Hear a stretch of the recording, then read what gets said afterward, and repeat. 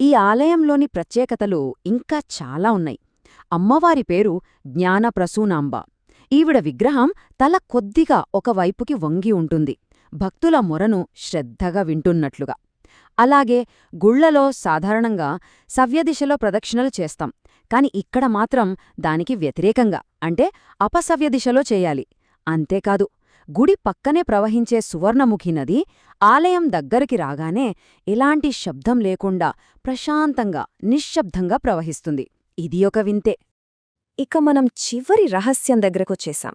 ఇది బహుశా ఈ ఆలయం యొక్క ఆధ్యాత్మిక శక్తికి అన్నింటికన్నా బలమైన నిదర్శనమేమో. సూర్యగ్రహణం కాని చంద్రగ్రహణం కాని వచ్చినప్పుడు భారతదేశంలో ఉన్న అన్ని గుడులను మూసేస్తారు. ఇది మనకు తెలిసిందే. కాని ఒక్క శ్రీకాళహస్త్యాలయం మాత్రం గ్రహణ సమయంలో కూడా తెరిచే ఉంటుంది. ఇది మామూలు విషయం కాదు, ఒక ప్రాథమికమైన నియమాన్ని ధిక్కరించడంలాంటిది. మరి దీని వెనుక ఉన్న కారణమేంటి? శ్రీకాళహస్తీశ్వరుడు గ్రహణాలకు అతీతుడు. అసలు ఆ గ్రహణాలను కలిగించే రాహు కేతువులకే ఈయనే అధిపతి. అందుకే గ్రహణాల ప్రభావం ఈ ఆలయం మీద ఉండదు. అందుకే ఆ సమయంలో ఇక్కడ ప్రత్యేక పూజలు కూడా చేస్తారు.